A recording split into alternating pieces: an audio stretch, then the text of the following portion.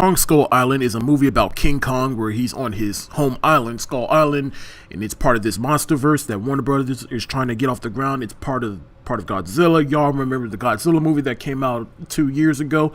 Well, now this is the next movie in this series because eventually King Kong and Godzilla are going to fight each other.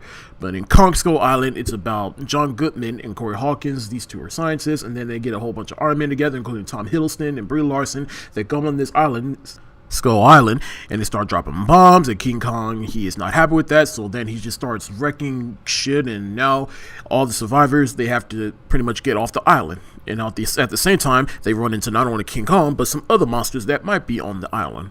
So my history with King Kong is not really that big. Like, I never really saw the 1930s King Kong movie because I'm just not interested in seeing that, because it is no knock at classic or older films that came before the 70s. It's just I have no interest in seeing those kinds of films because they just look dated to me. So I'm sorry if you get mad at me. I'm sorry, sue me. But anyway, so yeah, I've never seen that one. I've seen bits and pieces of the 1970s King Kong movie on TV from time to time, but I am a fan of the Peter Jackson King Kong movie that came out in 2005.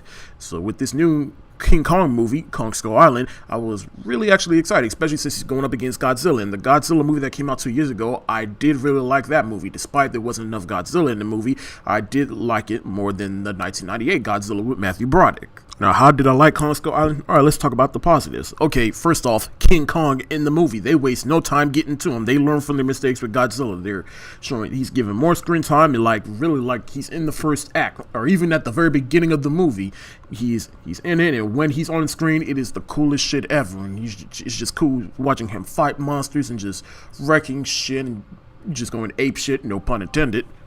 But yeah, King Kong, he's definitely the strong element of this film, especially since he is the title character. The other things I like about this movie is pretty much the style of the film. Like, I forgot the director's name, but I really did like what he brought to his film, especially since the film is set in the 70s, so it's kind of Vietnam era, and especially the Vietnam era music they play in the film, it definitely worked for this film, and it felt organic. I really felt like I was in the 70s on this island with the soldiers.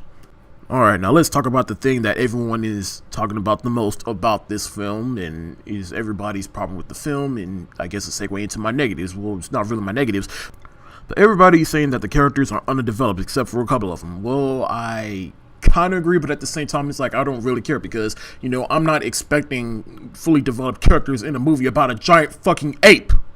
Now, granted, I can understand because it's like, you know, you got a whole bunch of big name talents in this film. You got Samuel L. Jackson, John Goodman, Tom Hiddleston, Brie Larson, John C. Reilly, Toby Kebbell. Hell, there's even a Straight Outta Compton reunion in this film with Corey Hawkins and Jason Mitchell. But honestly, I feel like I'm glad that they brought big talent in this movie, because if they just brought, you know, like a bunch of Blumhouse actors in this film, the movie would just be bearable. As at least if you get some big name talent in this film, it just makes the movie passable. At least to me it is. And to me, that's just what makes the movie at least fun for me. Not just King Kong, but, you know, it's just the fact that the characters are undeveloped. Like, the reason I don't care about them is because, you know, they're really just the backdrop. You're with the characters stuck on this island, and you're just trying to get out, and you're discovering King Kong for the first time. So they're pretty much just the background, if that makes sense. But I will agree, there were times where, particularly in the middle, the movie did kind of slow down a little bit. But the climax of the movie, it did just make the movie worthwhile for me. But as far as any of the characters, let me touch on some of the characters. Like, first of all, John C. Reilly's character. When you first see him in the trailer, I thought he might be an annoying character. But once you actually see him in context of the movie, he just works, and he was actually my favorite character in the movie. I actually thought John Goodman's character, he had somewhat development in his character in the film, because, you know, he has his intentions at the beginning of the film, but then later on you truly find out why he brought these people to the island. And then Samuel Jackson, he is a badass in the film, or at least until the very end. And then, you know, you got Tom Hiddleston, who's very charismatic, but she's just there. And then Brie Larson, I'd say, you know, she's just all she does throughout the film is just take pictures. And that's really the only reason why she was brought on this trip in the first place, you know, and like it even got at a time where she was just getting annoyed that she kept taking pictures that a character literally had to bring it. Stop taking pictures, you know. And then, like, there's even a character in this film, and, you know, she's a Chinese character, and she was pretty useless. I don't know why she was in there, but I'm just hoping that it's not to appeal to a Chinese market. But Again, I guess that's really the lowest character in the film.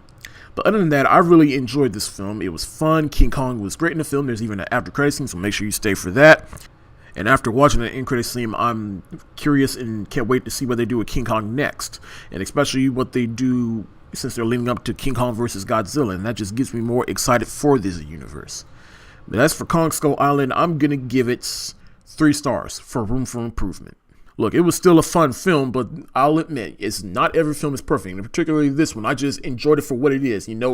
I just feel like, it was a fun little monster movie with King Kong, and even though it had some underdeveloped characters, even though I felt like that wasn't really the issue, but as long as the film gave me like a good story about, these characters stuck on this island and trying to get out and trying to survive, and then we get to see King Kong be a badass in a couple of fight scenes. As long as the film gave me that, I feel like the film did its job.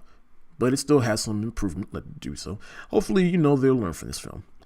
But that's it for the day. If you like what you see, go ahead and hit that thumbs up button. If you want to see more, check out my channel. The link is in the description below. And be sure to check me out on Facebook, Twitter, Tumblr, Instagram, and Periscope. Peace.